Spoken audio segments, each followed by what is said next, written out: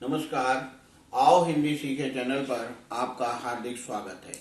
हिंदी हमारे भारतवर्ष की एक मूल भाषा है, मुख्य भाषा है और भारत में अधिक सबसे ज़्यादा बोली जाने वाली भाषा हिंदी है, जिसका शुद्ध रूप से उच्चारण करना हमारे लिए बहुत जरूरी हो जाता है। जरा सी उच्चारण की वजह से हम अनर्थ कर बैठते हैं और दूसरी की नज़रों में उपहास का कारण बनते हैं। छोटी से छोटी गलतियां जो हम अनजाने में कर जाते हैं और उसके कारण हम अपनी भाषा को शुद्ध रूप से प्रस्तुत नहीं कर पाते। इन छोटी छोटी गलतियों को मैं आपको बताऊंगा, जिससे आप अपनी भाषा को शुद्ध और प्रभावी बना सकते हैं। किसी भी भाषा को बोलने के लिए या उच्चारण के लिए, कोई भी भाषा हो, उसका उच्चारण उसका मुख्य बिंदु होता है। भाषा उच्चारण के साथ ही भाषा प्रभावी बनती है और उच्चारण के लिए हमारे जो मुख में स्थान दे रखे हैं उनके बारे में मैं आपको यहाँ पर विस्तार से बताऊंगा। हमारा मुख है, क्योंकि जो कोई भी बोली जाने वाली भाषा, वायु के जो हमारे अंदर से निकलने वाले शब्द हैं या अक्षर हैं, वो वायु के द्वारा ही बाहर आते हैं और उस निकलने वाली वायु हमारे मुख में किन किन स्थानों पर टकराती है और उनके टकराने से कौन से वर्ण निकलते हैं, उनके बारे में आपको पूरी जानकारी दूंगा। ये हमारा पूरा तंत्र है जिसके द्वारा हम उच्चारण करते हैं। ये हमारे ओष्ठ, ये हमारी नासिका, दंत, कंठ, जिह्वा, तालु जहाँ पर ऊपर के दांत मिला करते हैं, मूर्धा मुख के अंदर सबसे ऊंचा स्थान, उस स्थान को मूर्धा कहते हैं। मुख्य रूप से दो चीजें होती हैं। इंग्लिश में जाएं तो वोवेल और कॉन्सोनेंट कहा जाता है, वहाँ उसी की जगह यहाँ पर स्वर और व्यंजन होते हैं। स्वर को अगर वैसे कहा जाए जो स्वयं ही रचित हो, सैद्धांतिक तौर पर भी परिभाषा ठीक नहीं है, लेकिन समझने के तौर पर अगर इसे कहा जाए, जो स्वर जो स्वयं ही रचित हो, जिनकी उत्पत्ति स्वयं ही हुई हो, उनको हम स्वर कहते हैं। हमारे मुख से निकलने वाली वास्तविक ध्वनि, उसको हम स्वर कहते हैं। और ये मुख्य रूप से 4 हैं, आ, ई, उ और री। मुख्य 4 स्वर हैं। इन्हीं के दीर्घ हो जाते हैं और इन स्वरों के दीर्घ मिलने से फिर संयुक्त स्वर या अन्य बनते हैं। स्वरों की सहायता से इसीलिए परिभाषा भी दी जाती है, जिन वर्णों का उच्चारण स्वतंत्र रूप से किया जाता है उनको हम स्वर कहते हैं। व्यंजन वे वर्ण जिनका उच्चारण स्वर की सहायता से किया जाता है, उनको हम व्यंजन कहते हैं। और व्यंजन ही वे वर्ण हैं जिनका उच्चारण इन मुख के विभिन्न स्थानों से किया जाता है। इस प्रकार इन व्यंजनों को मुख के 5 स्थानों के आधार पर 5 वर्गों में बांटा गया है। पहला वर्ग है क वर्ग, जिसका उच्चारण स्थान कंठ है। कंठ से निकलने वाली ध्वनि, कंठ से निकलने वाले ध्वनि के रूप में निकलने वाले वर्ण क वर्ग के अंतर्गत आते हैं। इसमें मुख्य रूप से क, ख, ग, घ, न। यहाँ पर आप भी बोल के देखिए, क, ख, ग, घ, र। सीधी ध्वनि कंठ से आ रही है, इसलिए इनका उच्चारण स्थान कंठ है। दूसरा वर्ग है चवर्ग, जिसका उच्चारण स्थान है ताल। ये तालु दंत में ऊपर वाले दांतों को जहां जुड़ते हैं वो वाला स्थान। चा, छा, जा, झा, या। आपकी जिह्वा ऊपर वाले स्थान पर टकरा रही है और इस स्थान पर टकराने के कारण इसका उच्चारण स्थान क्या है? ताल। टवर्ग, जिसका उच्चारण स्थान है मूर्धा। ये सबसे ऊपर वाला स्थान, मुख में ऊपर गोलाई वाला सबसे ऊंचा स्थान मूर्धा कहलाता है और इसीलिए यहाँ पर जिह्वा टकराने के कारण ये सारे वर्ण मूर्धा के अंतर्गत आते हैं। उनका उच्चारण स्थान मूर्धा कहलाता है। टा, ठा, डा, ढा, ना।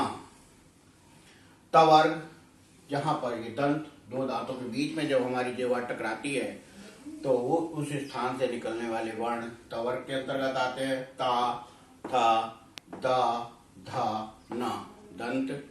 और ओष्ठ, दोनों ओठों के मिलने से जो ध्वनि निकलती है वो वर्ण उस वर्ग में आने वाले वर्ण ओष्ठ वर्ग में आते हैं।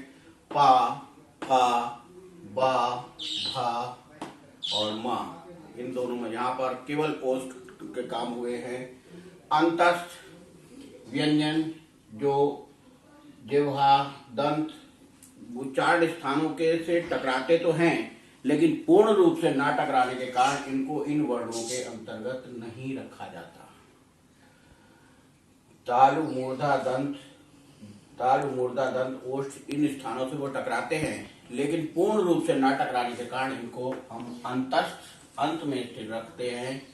इसलिए इनको या, रा, ला, वा, ये 4 व्यंजन है अंतस्थ व्यंजन। और ऊष्म व्यंजन वे व्यंजन कहलाते हैं जहां पर जीभ हमारी मुख के किसी स्थान पर रगड़ खाती है। ऊष्म का मतलब ऊष्मा माने रगड़ खाना, एक ऊष्मा का निकलना, जिसके उन ऊष्मा के कारण जो व्यंजन निकलते हैं उनको हम ऊष्म व्यंजन कहते हैं। शा, शा, शा, तालव्य शा, शा, मूर्धन्य शा, सा, दंत शा और हा, मुंह गले से कंठ से आने वाली ध्वनि और ज्यादा रगड़ खाने के कारण, ऊष्मा निकलने के कारण ये सब ऊष्म व्यंजन में आते हैं। और मुख्य बात, हर वर्ग का 5वां वर्ण क्या कहलाता है? नासिक के। हर वर्ग का 5वां वर्ण नासिक व्यंजन कहलाता है जिसकी ध्वनि नाक से निकलती है। ना, या, ना, ना, मा, नासिक के। इसके अलावा हर वर्ग का पहला, तीसरा और 5वां वर्ण अल्प प्राण कहलाता है। हर वर्ग का पहला, तीसरा और 5वां वर्ण अल्प प्राण कहलाता है। अल्प प्राण। प्राण माने वायु। प्राण जिसका अर्थ है वायु। कोई भी उच्चारण वायु के द्वारा ही होता है और वायु कितनी निकलती है, उसका कितना प्रयोग किया जाता है, उसके आधार पर उसको अल्प प्राण या महाप्राण कहा जाता है। अल्प प्राण जहां पर कम वायु निकले, कम वायु का प्रयोग, कम वायु का प्रयोग अल्प प्राण। महाप्राण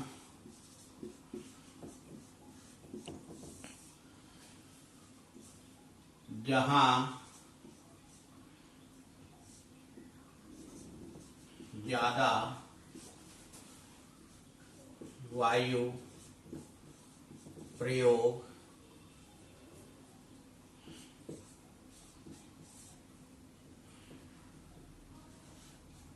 हो या ज्यादा जोर लगाना पड़े, जोर लगाना पड़े। पहला, तीसरा और 5वां वर्ण क्या है? अल्प प्राण। कम वायु का प्रयोग क, ग, न। दूसरा और चौथा ये कहलाता है महाप्राण। खा, खा, उच्चारण देखिए, क, खा, ग, घा, न। का बोलने में कम वायु का प्रयोग हुआ, खा बोलने में ज्यादा का, गा बोलने में फिर कम, घा में फिर ज्यादा, ना में फिर कम। इस आधार पर ये अल्प प्राण और महाप्राण कहलाते हैं। धन्यवाद। आज इतना ही।